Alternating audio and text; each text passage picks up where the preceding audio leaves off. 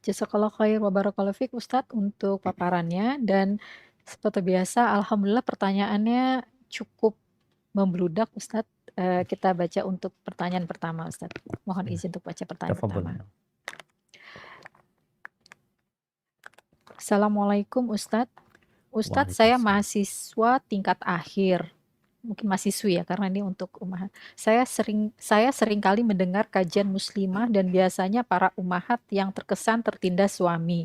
Namun di keluarga saya terbalik Ustadz. Ayah saya Masya Allah sangat baik, bertanggung jawab dan sayang kepada keluarga. Namun ibu saya justru yang menurut saya membuat rumah selalu terasa menyesakkan. Meskipun sudah berhijab, tapi jauh dari kajian dan perilakunya jauh dari menenangkan. Ayah saya sudah berusaha memperbaiki, mulai dari cara lembut sampai keras, tidak ada perubahan. Saya dan adik bahkan sudah meminta ayah sampai untuk menalak ibu, tapi ayah selalu menolak karena percaya akan berubah suatu saat dan terlalu sayang pada ibu.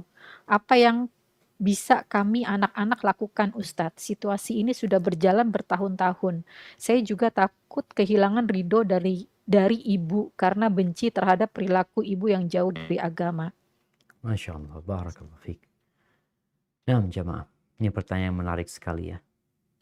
Jadi memang rumah tangga itu sama dengan kehidupan yang lainnya.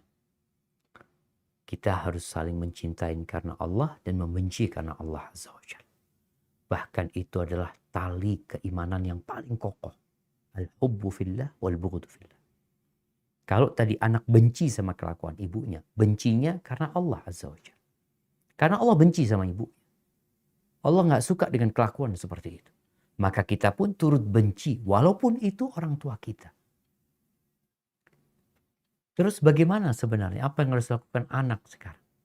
Ahibati fillah. Masalahnya kita nih menyelesaikan masalah tanpa kembali kepada Al-Quranul Karim. Tadi udah disebutin.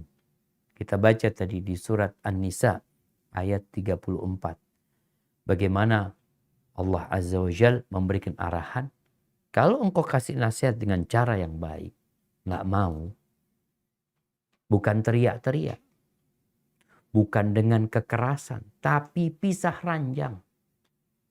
Ini masalahnya, ada seorang bapak, seorang suami, tahu suami istrinya nggak nurut, punya anak lagi, punya anak lagi, punya anak lagi.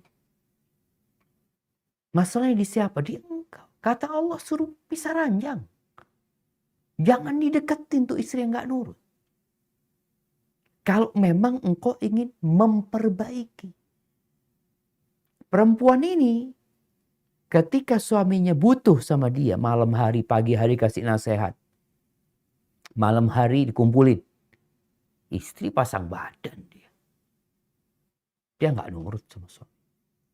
Dan dia tahu suaminya nggak bakal nyeraikan dia. Suaminya butuh sama dia. Suaminya cinta sama dia. Kalau benar engkau cinta, cintanya juga harus karena Allah. Cinta karena Allah seperti apa? Dari tadi ketika istri salah, engkau nurut sama Allah. Pisah ranjang.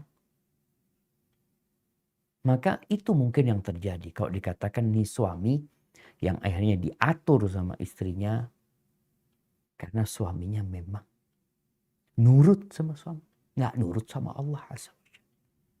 Maka nasihat anak coba sampaikan kepada orang tua. Kalau memang ternyata orang tua tidak menerapkan arahan dari Allah Azza wa Jal, maka hendaklah dia istighfar. Karena kelak dia bakal ditanya pada hari kiamat. Kita akan disidang masing-masing. Kalau umpamanya dia mengatakan, saya ya Allah sudah mendidik istri saya dengan benar. Saya sudah berusaha siang malam memberikan petunjuk. Tadi dikatakan dengan cara yang lembut, dengan cara yang kasar. Tapi istri saya nggak nurut. Kenapa kok tidak dilakukan?